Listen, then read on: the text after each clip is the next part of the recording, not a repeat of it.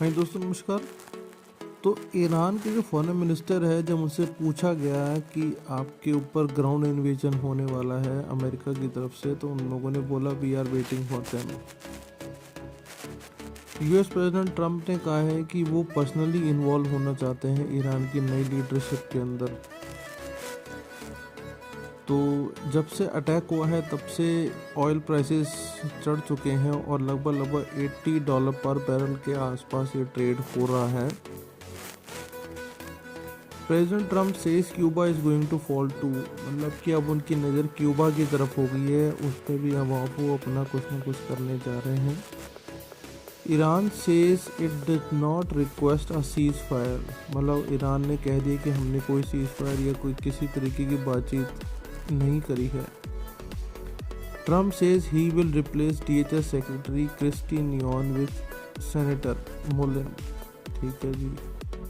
US Treasury buy back another $2 billion of their own debt, now 4.5 this week. Treasury वापस खरीदी है। LNG shipping rate surges from 40,000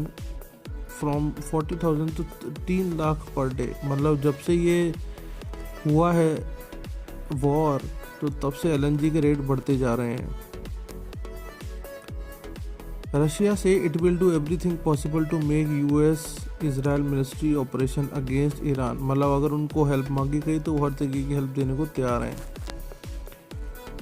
US jobless, जो कि अब पहले 2,15,000 था, अब 2,13,000 हुआ, इस वजह से वहाँ पे कुछ आया। Spot gold price extended loss and fall below, gold के प्राइस वहाँ पे हिल रहे हैं। Trump administration is preparing a rule that will restrict AI chip shipment globally without US approval, मतलब अब कुछ ऐसा करने वाला है कि AI चिप्स लग जाएंगी शिपमेंट्स के अंदर, ताकि उनसे पूछे बिना या उनकी इजाज़त के बिना ना जा सके। US Pentagon has formally notified Anthropic that it has deemed the company a supply chain risk. इन लोगों ने बोल दिया था कि हम अपनी डेटा आपको नहीं देंगे, तो तब से यूएस की सरकार उनके पीछे पड़ी है। तो डाउ जोन्स और ये सारी चीज़ें आपको पता है कि बहुत ज़्यादा गिर रही हैं जब से ये अटैक हुआ है।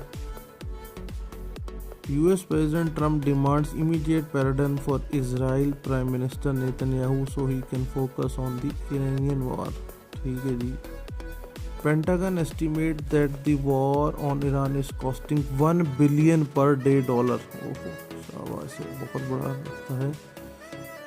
SEC chair Paul Attings says US need clear rules for digital asset markets।